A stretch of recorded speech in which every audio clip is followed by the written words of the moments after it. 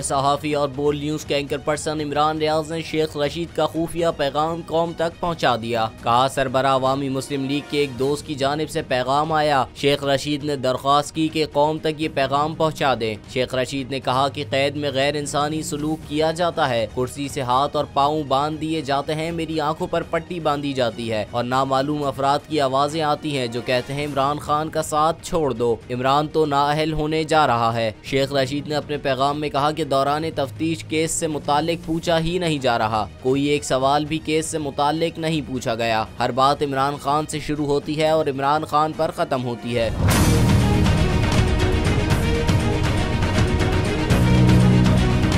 इमरान रियाज ने मुल्क की माशी सूरत हाल पर तबसरा करते हुए कहा कि दुनिया भर में इम्पोर्टेड हुकूमत भीख मांग रही है, लेकिन कुछ ना मिला। जो थोड़ी बहुत इमदाद हो रही है वो भी मंसूबों की सूरत में मिलेगी, क्योंकि किसी मुल्क को इस PDM हुकूमत पर भरोसा नहीं। बाकी जो मिलेगा वो कर्जों की सूरत में ही मिलेगा और कर्जा तो वैसे ही मुल्क पर बढ़ रहा है। इमरान रियाज ने कहा कि हुकूमत ने अवाम का वो हाल कर दिया है कि इंसानी हकूक की तंजीमें भी चीख पड़ी। ह्यूमन राइट्स वॉच ने कहा कि गुर्बत, महंगाई और बेरोजगारी में इजाफे के साथ पाकिस्तान इस वक्त अपनी तारीख की बदतरीन माशी बहरान में से एक का सामना कर रहा है, जो लाखों लोगों की सेहत, ग़िज़ाई ज़रूरियात और मुनासिब मयार जिंदगी के हुकूक खतरे में डाल रहा है। इमरान रियाज ने इम्पोर्टेड हुकूमत को आईना दिखाते हुए कहा कि आप कहते हैं कि इमरान खान ने 40 दिन के लिए चीजें सस्ती करके मुल्क की मईशत का बेड़ा गर्क कर दिया, तो आप 40 दिन के लिए चीजें महंगी कर लेते। 10 माह से महंगाई का तूफान आया हुआ है, क्या वो पैसे अभी तक पूरे नहीं हो रहे?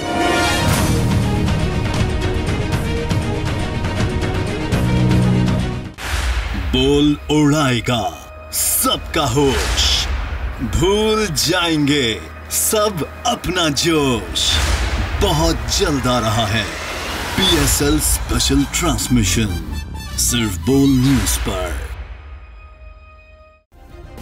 सब्सक्राइब करें और बेल दबाएं ताकि कोई खबर रह न जाए।